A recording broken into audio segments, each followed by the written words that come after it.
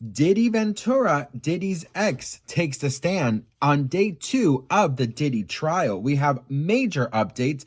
If you are new to my channel, hello, my name is Sebastian, and I spill pop culture tea every single day. I have been covering the Diddy case, the Diddy trial, and now we are on day 2. Cassie is currently right now on the stand and just saying everything, okay? The fact that she is sitting there in her third trimester, staring at that monster and just reliving everything, just is so incredibly just inspiring of that strength that that woman has, and her wanting and needing of justice. And I could just say that is so inspiring to all of us, especially those of us who have gone through DV. I have all the latest updates. She is currently right now in process of testifying. So we're going to be continuing to give you live updates. So these are the latest updates since she sat down and started testifying. Check this out. Diddy trial day 2 news update. Cassie Ventura has officially entered the courtroom and is testifying in this very moment. These are some of the updates that I found. Ventura just walked into the courtroom with the jury present. She is pregnant in her third trimester. She is the epic center of this entire case. Without her lawsuit in November 2023 that accused Sean Combs of physical and SA, is likely none of this would be happening. Combs turned back in his chair to see her walk in.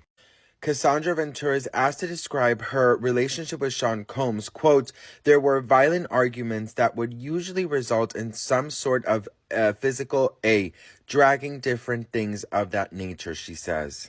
Cassie describes frequent violence she allegedly suffered at Combs' hand.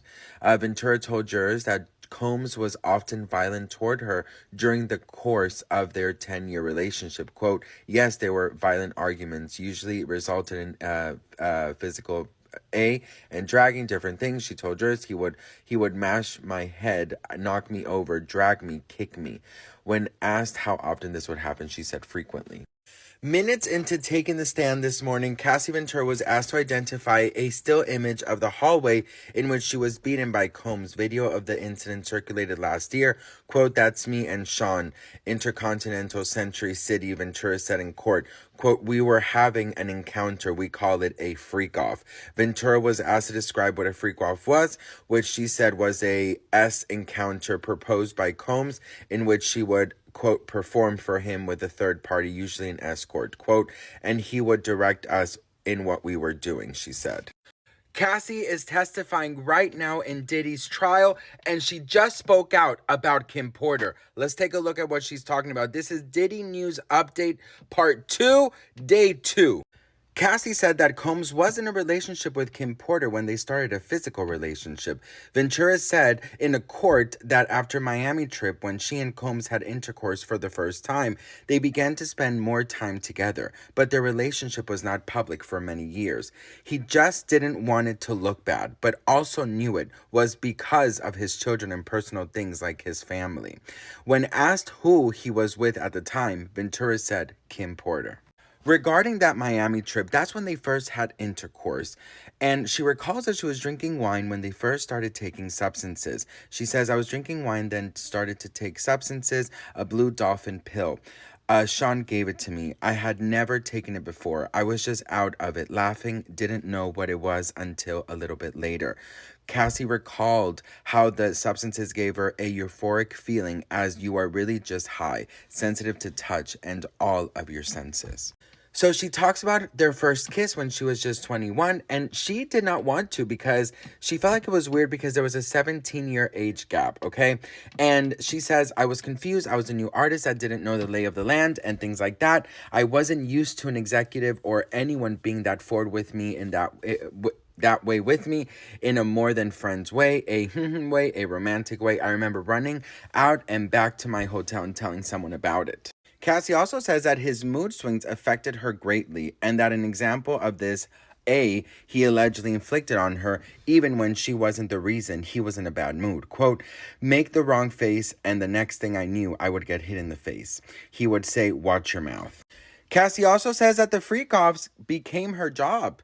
Quote, staying out for days on end, taking substances and drinking and having intercourse with a stranger. She said in the court that they would be 36, 48, 72 hours. The longest one was 4 days. Ventura said that she recorded hundreds of songs despite only releasing one studio album and one mixtape. The Freak-Offs took priority over her music career. Sean decided I could not release another album, she said. When Cassie Ventura came back to the stand after a lunch break, she said Combs had the final say on her career and her appearance. If you guys missed the last part, I revealed that Cassie said that Diddy did not allegedly allow her to put out any other albums except that one studio album, that she had recorded 100 songs, but that her full-time job was to be part of those freak-offs.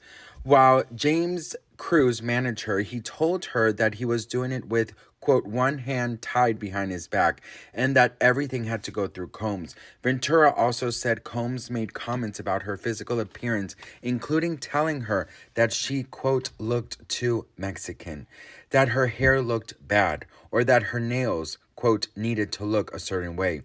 She says that her appearance was very important to him, that some days he would want me to be really sexy and others like a tomboy. He was just very involved in it.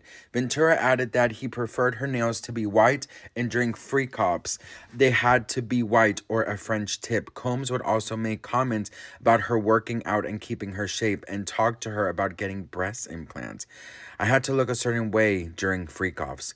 Definitely my self-worth took a hit during the entirety of the relationship. Cassie Ventura recalled how Combs would lash out at her by taking away her electronics, cars, and other possessions as a form of punishment. Quote, he would take the car away, the house, jewelry. The physical things didn't matter. I just wanted his approval.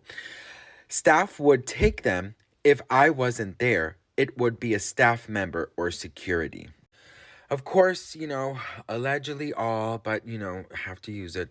But trust me, I don't want to. It says Combs was ready to confront Suge Knight. Combs and Cassie Ventura were engaged in one of their freak-off sessions when the rapper was told that longtime rival Suge Knight was in a nearby diner, prompting him to get dressed for confrontation. Quote, we were having a freak-off in one of his homes in LA, and he said Suge was at Mel's Diner, and we packed up and drove down there. Quote, I was screaming and crying, please don't do anything stupid. I didn't know what they were going to do. Knight is now serving a lengthy prison term after pleading guilty to voluntary you-know-what.